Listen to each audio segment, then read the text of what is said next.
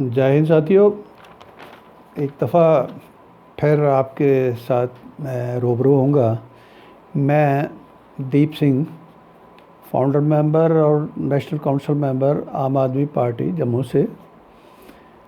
तो साथियों, आज एक तरफ कोरोना की इस वायरस की वजह से सारी दुनिया परेशान है, दूसरी तरफ हमारे भारत में जो लोग रोल कर रहे हैं, ये लोग जो जो ठीक प्रबंध करने के बजाय ये अपनी नाकामियाँ छुपाने के लिए तरह तरह के इश्यूज़ हाईलाइट करके, तरह तरह की बातें करके लोगों को मिसलीड करने का काम लगातार किए जा रहे हैं।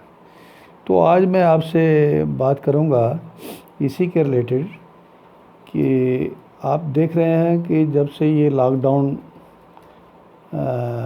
चल रहा है, पिछले 1 महीने से ऊपर का टाइम हो गया है, उसमें साथियों देखें, ये ठीक है, फर्स्ट एक्सपीरियंस है आम आदमी के लिए, हम सब के लिए। किसी ने ये ऐसा सोचा नहीं था, लेकिन जो सरकारें चलाने वाले काबिल लोग होते हैं, जो सरकारें चलाने वाले अफसर, ठीक अफसर, कॉम्पिटेंट अफसर सरकार को सलाह देने वाले होते हैं, वो हर चीज़ का ख्याल भी बराबर रखते हैं। तो साथियों, अभी आपने 2-3 दिन पहले आपने सुना हमारे लोकल न्यूज़ में उधमपुर में कोई एक 15 साल के बच्चे ने सुसाइड कर ली, एक 21 साल की किसी लड़की ने सुसाइड कर ली, एक 23 साल की लड़की ने सुसाइड कर ली। एक ही दिन की बात है। अब उसकी पीछे रीज़न्स क्या थी वो तो पूरी तरह से समझ नहीं आई, लेकिन अंदाज़ा होता है कि इन दिनों में इस लगातार लॉकडाउन में कई किस्म की डोमेस्टिक प्रॉब्लम्स हमारे अंदर चल रही हैं। हमारे अंदर वैसे भी जब ये लॉकडाउन नहीं था तब भी हम कौन सी एक बढ़िया ज़िंदगी जी रहे हैं। ये हम सब माने ना माने, हमें ये महसूस करना चाहिए कि हम कोई मजबूरी में अपना दिन काटने वाला काम हम कर रहे हैं। तो इन दिनों में लॉकडाउन में ख़ास करके यंग एज के बच्चे जो हैं वो कई तरीके से परेशान हैं, मेंटल स्ट्रेस है और घर में बंद हैं। तो शायद मेरा अंदाज़ा ये कहता है कि उसमें कोई डोमेस्टिक वायलेंस या डोमेस्टिक स्ट्रेस जो है वो उसके पीछे मेन रीज़न हो सकती है। तो अच्छा होता कि ये जो हमारे नाम नहाद self style ruler, self style nationalist और इनके चहेते जो अफसर, जो ये चहेते कहूँगा मैं, क्योंकि यहाँ कॉम्पिटेंट आदमी को ही अपने नज़दीक नहीं आने देते। कॉम्पिटेंट लोगों की साथियों कमी नहीं है, कॉम्पिटेंट एक से एक बढ़ के है।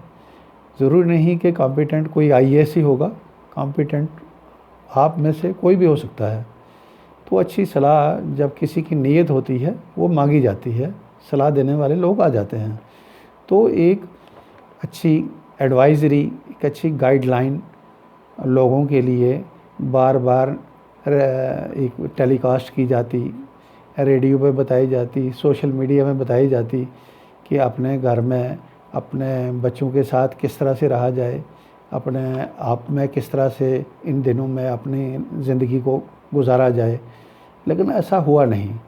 ये हमारी इस नालायक रूलिंग क्लास और इनकॉम्पिटेंट एडमिनिस्ट्रेटिव सिस्टम का एक बदनुमा चेहरा इससे उजागर होता है। तो अब इसका दूसरा पहलू देखें।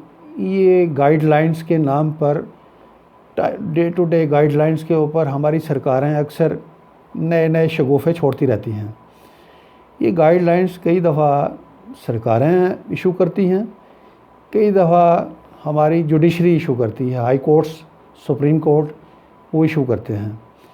और इसमें हैरानी की बात साथियों ये है कि वो जो हाई कोर्ट्स में और सुप्रीम कोर्ट की जो गाइडलाइंस इशू होती हैं डिफरेंट इश्यूज़ पे, उस पे आम आदमी को, आम शहरी को पता ही नहीं होता है। वो यकायक उसको वो हैरान हो जाता है, ये किस किस्म की गाइडलाइन है। तो वो नोटिस इशू किया जाता है सरकार के वकीलों को। अब सरकार के वकील खामोश तमाशाई बन के वहाँ सुप्रीम कोर्ट में और हाई कोर्ट्स में क्यों बैठे रहते हैं, ये भी एक सवाल है। कोई पूछने वाला है नहीं, क्योंकि वो सरकार का वकील है। सरकार का चपड़ासी नहीं किसी से मानता तो सरकार का वकील कहाँ मानेगा। तो ये एक अजीब किस्म का गंदा खेल जो है हमारे मुल्क में, हमारी स्टेट में खेला जा रहा है, जिससे बड़ी दुविधाएं उभर के बाहर आ रही हैं। अभी देखें साथियों, ये गाइडलाइंस क्या होती हैं। स्पेशल स्कॉलरशिप MHRD की, फिर ये होता है स्किल डेवलपमेंट रिलेटेड ये गाइडलाइंस, फिर ये है safe transportation of school going children without any mention about 90% poor families children safe passage on our roads और लेन्स। मेरा कहने का मतलब ये है, अभी पिछले दिनों हमारी ऑनरेबल सुप्रीम कोर्ट ने एक फरमान जारी किया कि जो बच्चे स्कूलों में जाते हैं उनकी सेफ़ ट्रांसपोर्टेशन का इंश्योर करें सरकारें, स्टेट गवर्नमेंट्स। अब आप देखें, मुश्किल से 10% लोग जो हैं, लोगों के बच्चे जो हैं वो स्कूल ट्रांसपोर्ट पे जाते हैं। 90% जो गरीब लोगों के बच्चे ऑन फुट बाई रोड पैदल जाते हैं स्कूलों में, गलियों से, सड़कों से, उनकी सेफ़ ट्रांसपोर्टेशन का दूर दूर तक कोई बंदोबस्त नहीं, उसकी किसी को कोई फ़िक्र नहीं। गरीब की फ़िक्र करना यहाँ किसी के, ना अदालतों के बस का रोग रह गया है, ना सरकारें तो अपनी बेशर्मी की हदें पहले से अबोर कर चुकी हैं। अब देखें साथियों, दूसरी तरफ इसका एक दूसरा पहलू देखें। चलो गाइडलाइन की बात है, कभी आपने सुना है कि सरकार की कोई ऐसी गाइडलाइन PHE डिपार्टमेंट के लिए इशू की गई हो कि ये जो इसके ओवरहेड टैंक्स हैं जो पानी स्टोर करने के लिए, वो सालों साल उनकी सफाई नहीं होती। भाई उनकी सफाई के लिए वो गाइडलाइन सरकार इशू करती, कोई कोर्ट इशू करती, कोई हाई कोर्ट इशू करती, कोई सुप्रीम कोर्ट इशू करती, मगर नहीं, हमारे नोटिस में बिल्कुल नहीं है। आपके नोटिस में है तो आप बता सकते हैं। इसी तरह साथियों, लेबर डिपार्टमेंट के लिए कोई गाइडलाइन नहीं है कि वो हमारे डिफरेंट एरियाज़ में जो माइग्रेटेड जो लेबर है वो किन कंडीशंस में रह रही है, उनकी सैनिटेशन कंडीशंस क्या हैं, उनको रजिस्टर करना है। किसी मुश्किल वक्त में उनकी कोई खैर खबर लेने का बंदोबस्त हो। लेबर डिपार्टमेंट के नाम से एक बड़ा तामझाम चल रहा है, लेकिन उसके लिए कोई जो ज़रूरत वाली गाइडलाइन कहीं दूर दूर तक नहीं। उसका हाल ये है, अभी 1 महीना पहले मैंने लेबर कमिश्नर को लिखा था कि इसकी तरफ आप ध्यान दे दो, लेकिन मुझे लगता है उसके सर पर जूं तक नहीं रहेंगी। और ग्राउंड पे हालत ये है, 8 बाई 8 के बंद कमरे में, कोई विंडो नहीं, कोई रोशनदान नहीं, उसमें 3-3 लोग, 4-4 लोग लेबर के, उनको रहना पड़ रहा है। और 50 लोगों के लिए एक टॉयलेट, 50-60 लोगों के लिए एक टॉयलेट होता है। क्या वो दूर से मजबूरी में जो लोग यहाँ हमारे लिए मजदूरी करने आए हैं, इंसान तो हैं, हिंदुस्तान के रहने वाले हैं। हमारा लेबर डिपार्टमेंट कई किस्म के टैक्स कलेक्ट करता है।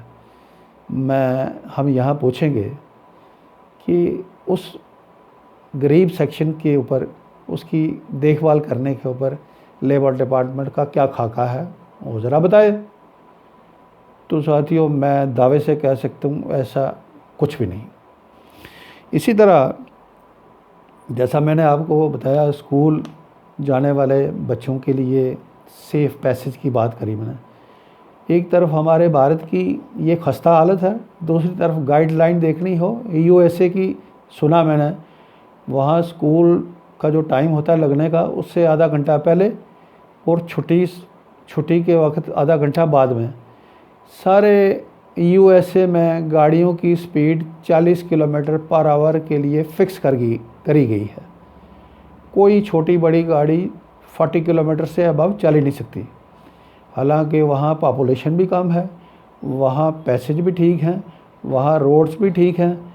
इवन देन उन लोगों ने इतना विजनरी स्टेप लिया कि पूरे अमेरिका में वो 40 किलोमीटर पर आवर की स्पीड हो जाती है। हमारी गलियों में लोग मोटरसाइकिल स्कूटर अक्सर धड़ल्ले से चला रहे होते हैं और कई लोगों का, बच्चों का, बुज़ुर्गों का वो उनकी टांगें तोड़ के रख देते हैं। कोई पूछने वाला नहीं। इसकी कोई गाइडलाइन हमारी सुप्रीम कोर्ट ने भी इशू नहीं करी। हमारी सरकार चलाने वालों को तो अपने और गोरख धंधे, जो काले धंधे चलाने से ही उनको फुर्सत नहीं मिलती। इसी तरह साथियों, जो एक और PWD के लिए कोई गाइडलाइन ना डिपार्टमेंट की है ना किसी कोर्ट की है। आपने देखा होगा बहुत पहले, 20 साल पहले हमारी सड़कों पर बड़े बड़े कहीं कहीं बोर्ड नज़र आया करते थे, pedestrians have first right on roads, कि पैदल चलने वालों का सड़क पर पहला हक है। अगर पैदल आदमी सड़क क्रॉस कर रहा है, गाड़ी वाले को गाड़ी रोकनी है, मोटरसाइकिल वाले को मोटरसाइकिल रोकना है। लेकिन पिछले 20 सालों में वो बोर्ड कहीं दिखा नहीं साथियों। और हमारे सिस्टम की, हम लोगों की बेशर्मी इस कदर बढ़ गई। हम लोग अक्सर देखते हैं, आपने भी देखा होगा, सड़कों पर सड़क क्रॉस करने के लिए हमारी लेडीज़, हमारे बुज़ुर्ग, हमारे बच्चे खड़े 10-10 मिनट उनको दाएं बाएं देखना पड़ता है कि मैं कैसे सड़क क्रॉस करूं। बीच में डिवाइडर है, डिवाइडर को कैसे क्रॉस करना है, 2 फुट ऊंचा डिवाइडर है, उसको कोई कैसे क्रॉस करेगा, किसी को कोई लेना देना नहीं। तो ये सारी चीज़ें जो हैं, ये क्या हमारी इनसेंसिटिवनेस, हमारी नॉन सीरियसनेस को, हमारे पागलपन को दिखाती हैं, हमारे सिस्टम की बदहाल चेहरे को दिखाती हैं। तो मैं आम आदमी पार्टी की तरफ से लेफ्टिनेंट गवर्नर, जो ये यूनियन टेरिटरी बना के इन्होंने बड़ा काम किया है मोदी सरकार ने, चलो ये भी दिन देखने थे। अब इस लेफ्टिनेंट गवर्नर साहब से मैं गुजारिश करूंगा, मैं अपील करूंगा कि मेहरबानी करके अपने, अच्छा होता कि आप ये बाकी की बातें, बेकार की बातों से तवज्जो हटा के एक अच्छी गाइडलाइंस जिनकी तरफ मैंने इशारा किया, इसकी तरफ आप ध्यान देंगे और इसकी सुध लेने का काम करेंगे। बहुत बहुत शुक्रिया साथियों।